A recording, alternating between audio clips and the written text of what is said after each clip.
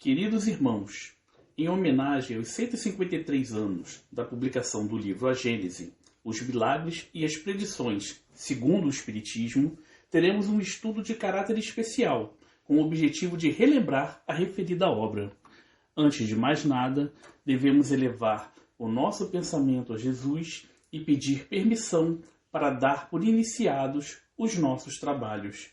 Que o Mestre Divino, a espiritualidade superior e o codificador Allan Kardec possam nos orientar no trabalho desta noite, de modo que possamos fazer comentários verdadeiramente pertinentes sobre o livro A Gênese, e para que haja verdadeiro entendimento sobre o conteúdo desta fantástica obra. Que assim seja. Primeiramente, gostaríamos de trazer uma breve nota biográfica sobre o codificador da doutrina espírita, que nos permitirá compreender como ele esteve em condições de redigir a monumental obra A Gênese. O professor Hippolyte Léon Denisard Rivail, que posteriormente assumiu o pseudônimo de Allan Kardec, nasceu em 3 de outubro de 1804 na cidade francesa de Lyon e desde muito jovem demonstrou interesse por questões científicas e filosóficas. Aos 10 anos foi matriculado no Instituto do Educador Pestalozzi, na cidade de Yverdon, Suíça. Lá, como aluno aplicado, começou a colaborar, possivelmente aos 14 anos de idade, no ensino de outros alunos menos adiantados. Após o término da sua formação em Yverdon, ele se dirigiu para Paris, onde começou sua carreira de educador. O professor Rivail era bacharel em Ciências e Letras e escreveu sua primeira obra didática, um curso de aritmética, com apenas 18 anos. Era conhecedor profundo de diversas áreas científicas e ministrou, ao longo da sua vida, cursos de várias matérias, como Química, Física, Astronomia, que é o estudo dos corpos celestes, Anatomia, que é o estudo da forma e da estrutura dos seres vivos, e Fisiologia, que é o estudo das funções, órgãos e sistemas dos seres vivos. Escreveu também obras de gramática da língua francesa e se dedicou ainda à elaboração de diversas obras sobre educação, tendo se ocupado, inclusive, de fornecer sugestões para reformas educacionais em seu tempo. Além do francês, Kardec tinha conhecimento de inglês, de alemão, de holandês e também atuou como tradutor. Homem profundamente racional e positivo, o professor Rivail tomou contato, ainda jovem, com o magnetismo animal e o estudou de forma minuciosa. Quando, já na idade madura, por volta de 1854 e 1855, teve notícia das mesas girantes, que eram comuns nos salões parisienses, ele inicialmente considerou que se tratava de fenômenos puramente magnéticos e duvidou da existência de uma causa inteligente. Mas, quando finalmente observou fatos desta natureza, se convenceu de que eles ocorriam por influência dos espíritos e sentiu a necessidade de estudá-los. Sobre tal ponto, declarou o próprio codificador: eu entrevia naquelas aparentes futilidades, coisas sem importância, no passatempo que faziam daqueles fenômenos qualquer coisa de sério, como que a revelação de uma nova lei, que tomei a mim estudar a fundo. A minha primeira iniciação no Espiritismo, contida na obra Obras Póstumas. Este caráter do codificador orientou o desenvolvimento dos estudos e publicações posteriores que são a base do Espiritismo, em que os fenômenos e todos os princípios estudados encontram explicações racionais, com a revelação de novas leis naturais, até então desconhecidas, que retiram das questões relativas à vida espiritual e à relação com a vida corpórea toda a ideia de sobrenatural e do maravilhoso. Assim, surgiram as referidas obras: o Livro dos Espíritos, que contém a doutrina completa, nas respostas às 1019 perguntas formuladas pelo codificador sobre as mais diversas questões, divididas nos capítulos que compõem as 4 partes da obra, que são as seguintes: das causas primárias, do mundo espírita ou mundo dos espíritos, das leis morais e das esperanças e consolações. O Livro dos Médiuns, relativo ao estudo das manifestações espíritas, das diversas formas de comunicação entre encarnados e desencarnados, relativo também ao desenvolvimento da mediunidade e aos cuidados que se deve ter com relação às práticas mediúnicas. O Evangelho segundo o Espiritismo, que contém a explicação de diversas máximas morais do Cristo à luz da doutrina espírita, com aplicação às diversas circunstâncias da vida. E o céu e inferno, que, conforme a folha de rosto da obra, diz respeito ao exame comparado das doutrinas sobre a passagem da vida corporal à vida espiritual, sobre as penalidades e recompensas futuras, sobre os anjos e demônios e sobre as penas, etc., seguidos de numerosos exemplos acerca da situação real da alma durante e depois da morte. Finalmente, chegamos à obra que é o nosso objeto de estudo desta noite, denominada A Gênese, os Milagres e as Predições segundo o Espiritismo. Se, em todos os livros anteriores, Allan Kardec, sob orientação dos espíritos superiores, desenvolveu os princípios da doutrina espírita, de modo a promover uma compreensão, à luz da razão, não só dos fenômenos estudados, mas também dos destinos do homem e do entendimento entre a relação entre a vida física e a espiritual, na obra A Gênese, este entendimento racional chega a um dos seus patamares mais elevados. O livro foi publicado em 6 de janeiro de 1868 e teve 5 edições, sendo as 4 primeiras de teor idêntico, pois a segunda e a quarta foram meras reimpressões, enquanto na quinta houve a efetiva revisão do texto. O livro foi escrito por Allan Kardec mais de 10 anos após a publicação de O Livro dos Espíritos, e os princípios da doutrina espírita já haviam alcançado certo desenvolvimento, sobretudo do ponto de vista moral e religioso, o que permitia a incursão em outros temas, como esclareceu o Espírito São Luís em mensagem publicada na Revista Espírita de fevereiro de 1868. Esta obra chega no momento certo, no sentido que a doutrina está hoje bem estabelecida do ponto de vista moral e religioso. Seja qual for a direção que tome de agora em diante, ela tem precedentes muito enraizados no coração dos adeptos, para que ninguém possa temer que ela se desvie de sua rota. O que importava satisfazer, antes de tudo, eram as aspirações da alma. Era encher o vazio deixado pela dúvida nas almas vacilantes em sua fé.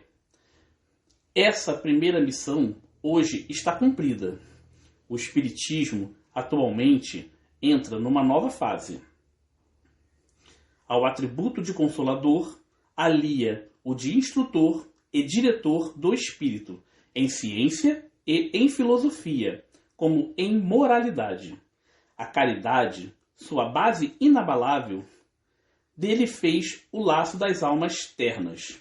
A ciência, a solidariedade, a progressão, o espírito liberal, dele farão o traço de união das almas fortes. Ele conquistou os corações amigos com as armas da doçura. Hoje, viril, forte, é as inteligências viris que se dirige. A obra é dividida em 3 partes. A Gênese, relativa ao estudo da criação dos corpos celestes, do sistema solar, do nosso planeta e dos seres vivos. Os Milagres, que diz respeito à explicação de fatos do Novo Testamento, antes considerados inexplicáveis, com base nos fluidos espirituais porque são fluidos sobre os quais os espíritos atuam, é uma matéria quintessenciada sobre a qual o espírito atua, e nas propriedades do perispírito.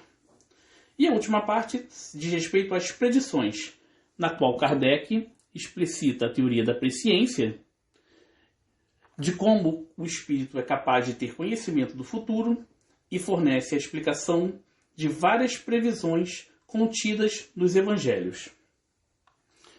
O capítulo 1, Caráter da Revelação Espírita, apesar de apresentado dentro da parte ativa Gênese, tem relação com todo o conteúdo da obra. No mencionado capítulo, são desenvolvidos determinados aspectos do Espiritismo para explicitar por que a referida doutrina pode ser considerada tanto revelação divina quanto científica. O Espiritismo é uma revelação divina porque o seu desenvolvimento não ocorreu por iniciativa de nenhum homem, mas sim pela influência dos espíritos sob as ordens de Deus. As revelações divinas, anteriormente, ocorriam por intermédio de algum homem, chamado profeta ou Messias, que trazia informações aos demais homens, que estes não podiam descobrir somente pelo uso da inteligência ou com o auxílio dos sentidos. Tais revelações ficavam, de certo modo, restritas, como foi o caso de Moisés e de Jesus, e por isto demoravam muito tempo para se propagarem por vários lugares. Já o Espiritismo é uma revelação diferente das anteriores, pois não veio de um homem, mas sim da iniciativa de diversos espíritos que apresentaram suas comunicações, das quais se puderam extrair os princípios da doutrina. E essas comunicações foram apresentadas em diversos locais. Ainda, o Espiritismo é uma revelação científica, não apenas porque explicita novas leis naturais, até então não conhecidas, que são relativas ao princípio espiritual e à relação entre os mundos físico e invisível, mas também porque o seu desenvolvimento, apesar de iniciado pelos espíritos, teve de ser elaborado pelo homem, com observação dos fatos, utilizando o método experimental, do mesmo das ciências, sem estabelecimento de ideias preconcebidas antes dos fatos sobre os diversos aspectos dos fenômenos estudados. Nos itens 14 e 15 do capítulo 1, foi traçado um certo histórico de como os fenômenos foram entendidos e as explicações espíritas surgiram a partir da análise dos fatos. Um ponto interessante para a compreensão da Gênese é a relação que Kardec traça entre o Espiritismo e a ciência. Assim como a ciência propriamente dita tem por objeto o estudo das leis do princípio material, o objeto especial do Espiritismo é o conhecimento das leis do princípio espiritual. Ora, como este último princípio é uma das forças da natureza a reagir incessantemente sobre o princípio material e reciprocamente, segue-se que o conhecimento de um não pode estar completo sem o conhecimento do outro. O Espiritismo e a ciência se completam reciprocamente. A ciência, sem o Espiritismo, se acha na impossibilidade de explicar certos fenômenos só pelas leis da matéria. O Espiritismo, sem a ciência, ao Espiritismo, sem a ciência, faltariam apoio e comprovação. O estudo das leis da matéria tinha que preceder o da espiritualidade, porque a matéria é que primeiro fere os sentidos. Se o Espiritismo tivesse vindo antes das descobertas científicas, teria abortado como tudo que surge antes do tempo. A Gênese, capítulo 1, item 16. Neste âmbito, é importante pontuar que é a visão corrente entre alguns cientistas de que a existência de leis da natureza material excluiria a ideia de Deus. Todavia, o codificador nos apresenta a ideia de que as leis naturais nos fazem apreciar de melhor maneira a sabedoria do Criador e que entendimento contrário decorre das ideias incorretas que os homens formaram a respeito de Deus. Ademais, a doutrina espírita tem natureza progressiva, como explicitado no item 55 do capítulo 1 de A Gênese. Um último caráter da revelação espírita, a ressaltar das condições mesmas em que ela se produz, é que, apoiando-se em fatos, tem que ser, e não pode deixar de ser, essencialmente progressiva, como todas as ciências de observação. Pela sua substância, alia-se a ciência que, sendo a exposição das leis da natureza, com relação a certa ordem de fatos, não pode ser contrária às leis de Deus, autor daquelas leis. As descobertas que a ciência realiza, longe de o rebaixarem, glorificam a Deus. Unicamente destroem o que os homens edificaram, construíram sobre as falsas ideias que formaram de Deus. O Espiritismo, pois, não estabelece como princípio absoluto senão o que se acha evidentemente demonstrado, ou o que ressalta logicamente da observação, entendendo com todos os ramos da economia social, aos quais dá o apoio das suas próprias descobertas, assimilará sempre todas as doutrinas progressivas, de qualquer ordem que sejam, desde que hajam assumido o estado de verdades práticas e abandonado o domínio da utopia, sem o que ele se suicidaria, deixando de ser o que é, mentiria à sua origem e ao seu fim providencial.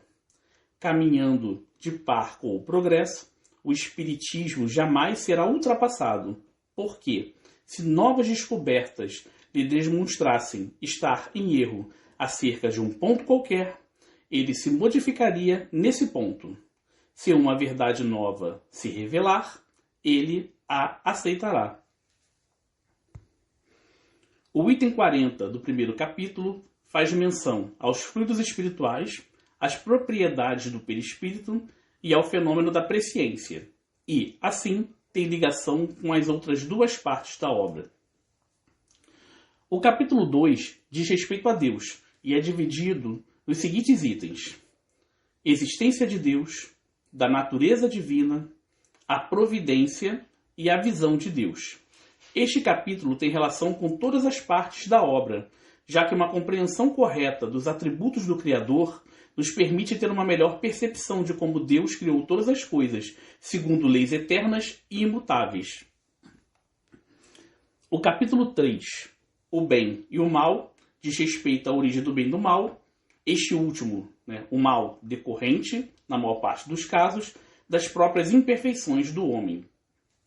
O referido capítulo também examina, à luz do Espiritismo, os temas o instinto e a inteligência, destruição dos seres uns pelos outros. No capítulo 4, o papel da ciência na Gênese, o codificador introduz a ideia de que os primeiros livros religiosos também se prendiam às questões das origens, mas que os meios de observação e os conhecimentos científicos eram muito pouco desenvolvidos para que os fundadores das religiões pudessem ter uma ideia correta da Gênese, que dependia do desenvolvimento posterior das diversas ciências, dentre as quais a astronomia, a física, a química, a geologia, que é o estudo da Terra, das rochas, da formação da crosta terrestre, a botânica, que é o estudo das plantas, a zoologia, que é o estudo dos animais, dentre outras. Assim, como tais ciências revelam as leis do mundo material, cabe a elas tomar o seu papel de explicar como se deu a criação do mundo e dos seres vivos. Kardec atenta ainda para o fato de que as ciências da matéria também revelam leis de Deus e que a religião não estará em contradição com o Criador se assimilar tais leis. Neste contexto, a Gênese bíblica, relativa à criação da Terra em 6 dias, não pode ser considerada a palavra de Deus, ou há equívoco em interpretá-la ao pé da letra. O codificador ainda esclarece que a Gênese não diz respeito apenas à vida material, mas também à vida espiritual, e estabelece o papel do espiritismo ao revelar a origem e o destino do homem como ser espiritual. Coerente com a ideia de que a Gênese, do ponto de vista físico, diz respeito às disciplinas supracitadas, Allan Kardec, a partir do capítulo 5, apresenta contribuições de diversas ciências para a compreensão da Gênese, segundo os conhecimentos estabelecidos à época, dentre as quais as principais são a astronomia, a geologia e a biologia, passando por algumas noções ultrapassadas sobre sistemas de mundo, como base para o posterior entendimento da narrativa bíblica da criação, até o aparecimento das ideias científicas mais modernas, desenvolvidas posteriormente com as contribuições, dentre outros, de Copérnico, Galileu e Kepler. É interessante mencionar que o capítulo 6, Uranografia Geral, que trata da Gênese do ponto de vista astronômico, à luz do Espiritismo, diz respeito a uma série de comunicações do espírito Galileu sobre o tema, que contém não apenas questões relativas à astronomia, mas também do interesse da física e da química, relativa às leis, às forças e à matéria. Pela leitura dos tópicos a criação primária, a criação universal, os sóis e os planetas, os satélites, os cometas, a Via Láctea, as estrelas fixas, os desertos do espaço, eterna sucessão dos mundos, a vida universal e diversidade dos mundos, fazemos um passeio pelo espaço infinito para termos uma ideia mínima da imensidade da criação de Deus. No capítulo 7, foi feita a exposição dos períodos geológicos da Terra, suas características e os seres vivos que surgiram em cada era, com base em descobertas feitas pela geologia, com base na análise das camadas de rochas e dos fósseis encontrados em cada camada. Nesta mesma linha de raciocínio, o capítulo 9 é relativo às revoluções do globo e contém, dentre outros, tópico relativo à determinação da idade das montanhas, segundo os conhecimentos da época, uma interessante explicação sobre o dilúvio bíblico e nota sobre a possibilidade da ocorrência, sob diversos aspectos, de cataclismos ou graves perturbações futuras no nosso planeta, após a estabilidade decorrente da consolidação da crosta terrestre. O capítulo 8, Teorias sobre a formação da Terra, expõe uma teoria ultrapassada sobre a formação do nosso planeta, teoria da projeção de Buffon, e expõe uma outra hipótese, um tanto fantasiosa, teoria da incrustação, formulada para tentar compatibilizar a narrativa bíblica com os dados da ciência. Neste capítulo, também é reafirmada a teoria da condensação, que havia sido explicada no capítulo 6. O capítulo 10 é relativo à gênese orgânica, ou seja, ao estudo do surgimento e do desenvolvimento dos seres vivos na Terra até o aparecimento do homem corpóreo, bem como a análise do princípio vital, que dá vida aos corpos orgânicos dos seres vivos.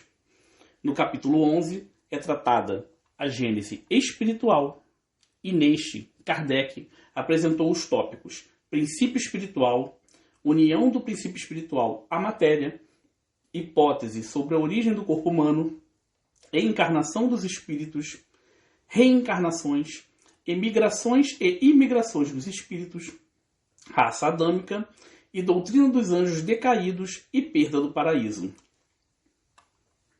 Por fim, no capítulo 12, último da primeira parte, Allan Kardec tratou da Gênese mosaica, da Gênese de Moisés, e apresentou um quadro comparativo entre os 6 dias da criação, narrada no texto bíblico, e os 6 períodos geológicos, conforme detalhamento no capítulo 7. Ainda assim, o codificador alerta para o fato de que encarar os 6 dias como eras não é o suficiente, pois não há compatibilidade entre os períodos geológicos e os dias presentes na passagem bíblica. Pois o texto do Antigo Testamento é baseado em algumas ideias científicas ultrapassadas, o número de períodos geológicos é arbitrário e poderia ser maior, não apenas 6. A geologia também não contempla o período astronômico de formação do Sol, dos planetas e da Lua. E, além disso, alguns eventos não estão na ordem correta, como o fato de que o Sol, na Gênese mosaica, teria sido criado depois da Terra. O codificador também aponta que a suposta criação do universo em 6 dias de 24 horas era compatível com as ideias de homens que não poderiam compreender os complexos mecanismos da natureza e para os quais o tal modo de proceder de Deus, que seria milagroso, revelaria mais o poder do Criador do que o desenvolvimento sucessivo dos planetas e dos seres por meio das leis naturais. Nas palavras do próprio Kardec, para espíritos incultos, sem nenhuma ideia das leis gerais, incapazes de apreender o conjunto e conceber o infinito, essa criação milagrosa e instantânea apresentava qualquer coisa de fantástico que feria a imaginação. O quadro do universo tirado do nada em alguns dias, por um só ato da vontade criadora, era, para tais espíritos, o sinal mais evidente do poder de Deus. Que configuração, com efeito, mais sublime e mais poética desse poder do que a que estas palavras traçam. Deus disse, faça-se a luz, e a luz foi feita. Deus, a criar o universo pela ação lenta e gradual das leis da natureza, lhes houvera parecido menor e menos poderoso. Fazia-se-lhes indispensável qualquer coisa de maravilhoso que saísse dos moldes comuns. Do contrário, teriam dito que Deus não era mais hábil do que os homens. Uma teoria científica e racional da criação os deixaria frios e indiferentes. Não rejeitemos, pois, a Gênese bíblica. Ao contrário, estudemo-la como se estuda a história da infância dos povos. Trata-se de uma época rica de alegorias, cujo sentido oculto se deve pesquisar, que se devem comentar e explicar com o auxílio das luzes da razão e da ciência. Fazendo, porém, ressaltar as suas belezas poéticas e os seus ensinamentos velados pela forma imaginosa, cumpre se lhe apontem expressamente os erros no próprio interesse da religião. Esta será muito mais respeitada quando esses erros deixarem de ser impostos à fé como verdade, e Deus parecerá maior e mais poderoso quando não lhe envolverem o nome em fatos de pura invenção. Ainda, no capítulo 12, há o item referente à perda do paraíso, por meio do qual Kardec examinou, de forma minuciosa, a alegoria mencionada, que diz respeito à expulsão de Adão e Eva do paraíso, após estes terem comido o fruto da árvore do bem e do mal. Então Kardec demonstrou a ausência de racionalidade do entendimento tradicional sobre tal passagem bíblica e explicitou como os princípios do Espiritismo, relativos à preexistência da alma, à reencarnação e ao banimento de espíritos rebeldes para mundos inferiores, explicam, de melhor maneira, o trecho analisado. Nesta perspectiva, Adão representava um grupo de espíritos que foi excluído do planeta em que vivia, pelas suas resistências ao progresso, e que esses espíritos vieram habitar a Terra. Em certo sentido, a interpretação desta passagem retoma o que foi desenvolvido no capítulo 11 sobre raça adâmica e sobre a doutrina dos anjos decaídos. No capítulo 13, o primeiro da segunda parte, o codificador expõe que os milagres, em sua acepção habitual, em seu sentido comum, e que é previsto, nas outras correntes religiosas, seriam fatos inexplicáveis e raros por meio dos quais Deus mostraria seu poder. Todavia, para o Espiritismo, tais fatos eram considerados milagrosos por desconhecimento das leis que regem estes fenômenos. Leis estas que são relativas aos fluidos espirituais e às propriedades do perispírito. Ainda, neste capítulo, é explicitado que a sabedoria de Deus se revela pelo cumprimento de suas leis e não pelo afastamento delas. E que o sobrenatural não pode ser o fundamento das religiões, mas sim o correto entendimento das leis que regem o princípio espiritual. O capítulo 14 retoma noções sobre o perispírito e sobre os fluidos espirituais e, a partir destes tópicos, explica fenômenos decorrentes das leis naturais reveladas pelo Espiritismo, mas que antes eram considerados sobrenaturais. Quais são esses fatos? Vista espiritual, dupla vista, sonambulismo, sonhos, catalepsia e ressurreições, curas, aparições, transfigurações, manifestações materiais, mediunidade, obsessões e possessões.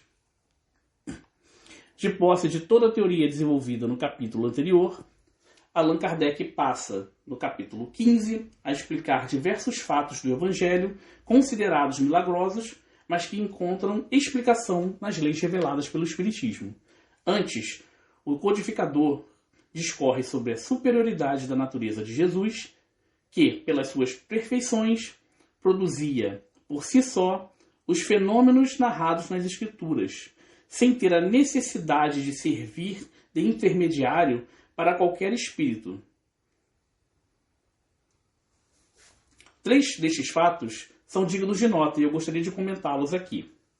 O primeiro deles é a pesca milagrosa, narrada no Evangelho de Lucas, capítulo 5, versículos 1 a 7. Narra este evangelho que Jesus encontrou a barca de Simão Pedro à margem do lago de Genezaré e que o referido apóstolo havia voltado da pescaria sem ter conseguido apanhar qualquer peixe. O mestre disse para Simão avançar novamente para o mar e lançar a rede. E, feito isto, Pedro apanhou uma enorme quantidade de peixes, a tal ponto que precisou pedir ajuda de companheiros em outra barca para conseguir colocar os peixes na barca, para conseguir levantar os peixes, certo?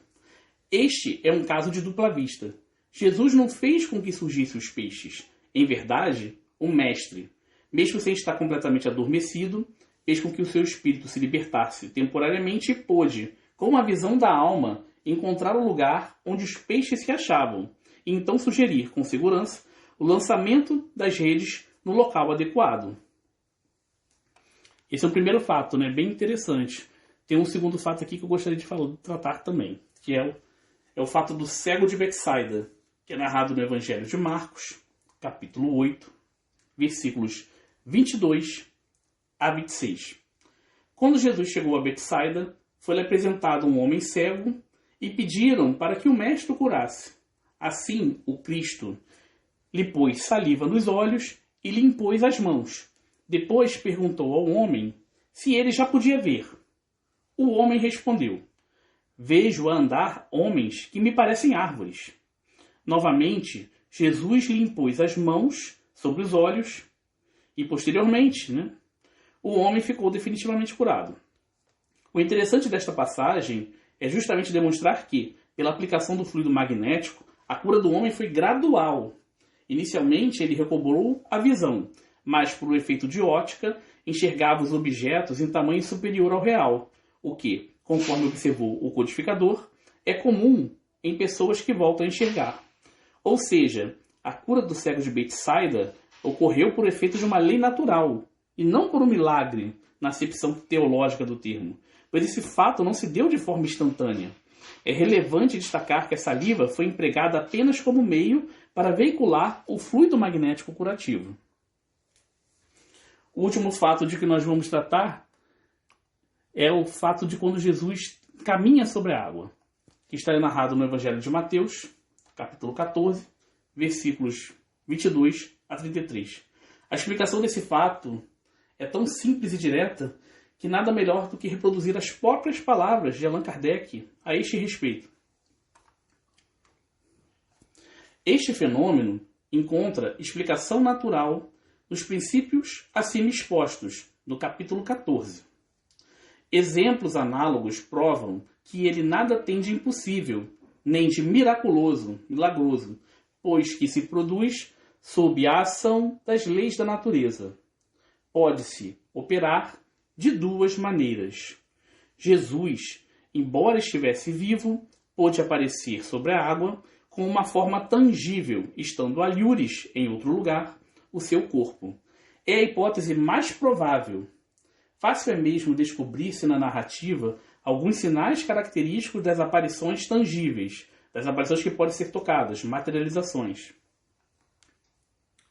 Por outro lado, também pode ter sucedido que seu corpo fosse sustentado e neutralizada a sua gravidade pela mesma força fluídica que mantém no espaço uma mesa, como no caso das mesas girantes, sem ponto de apoio.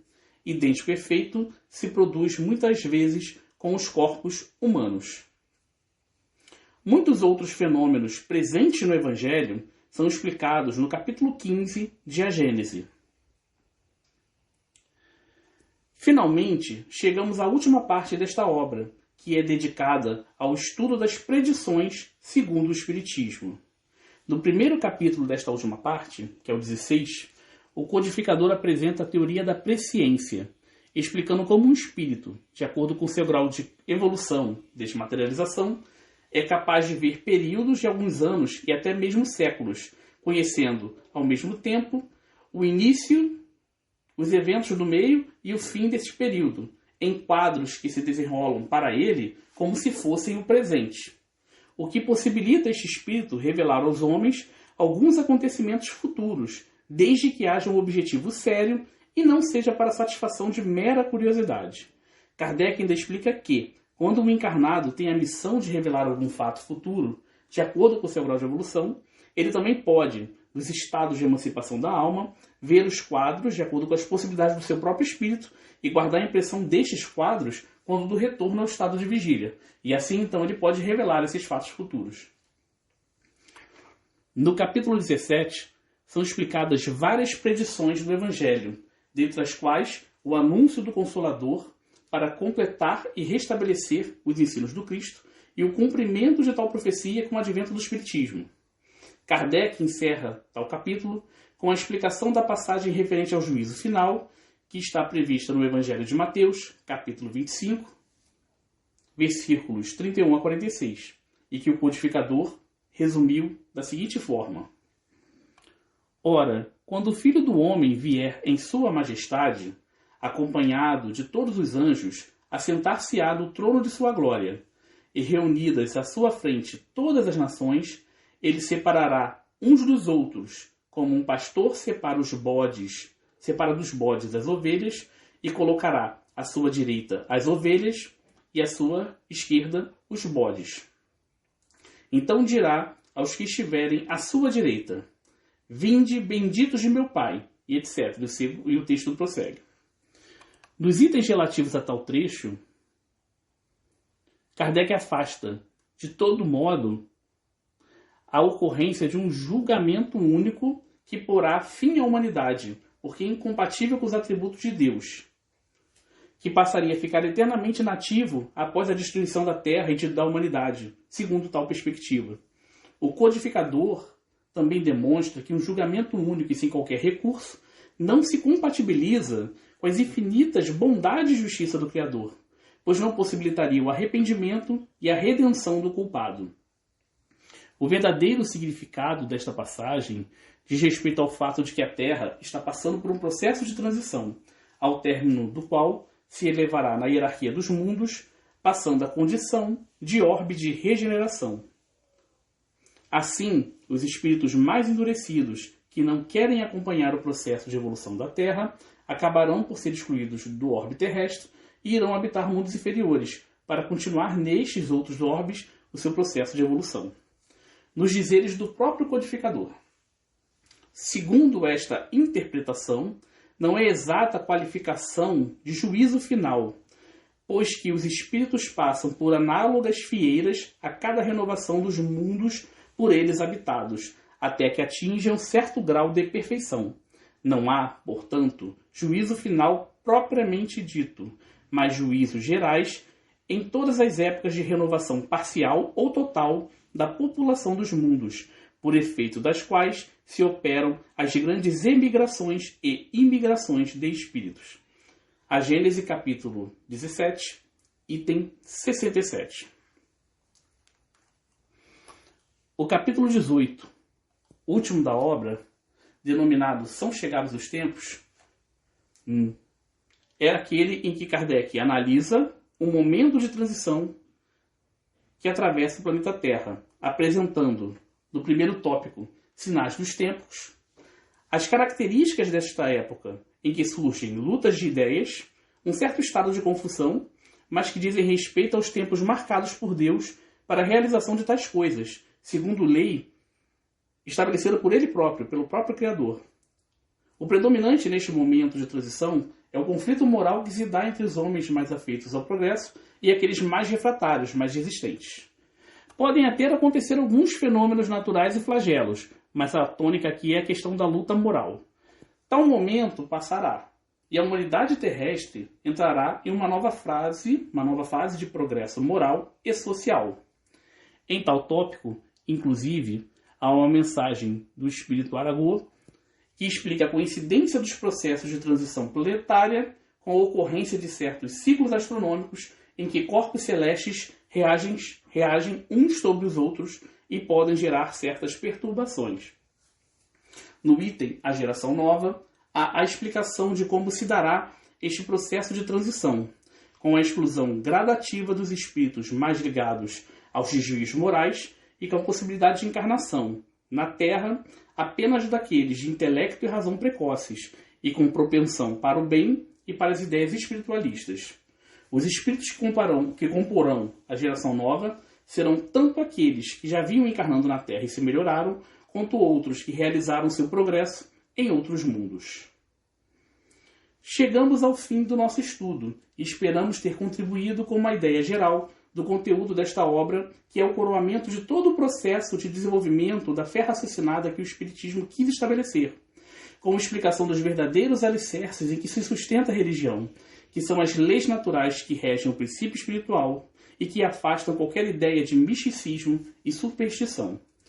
Pedimos, neste momento, permissão para dar por encerrados os nossos trabalhos e rogamos que frutos salutares do plano espiritual possam vir até nós para nos ajudar a curar males físicos, psíquicos e morais.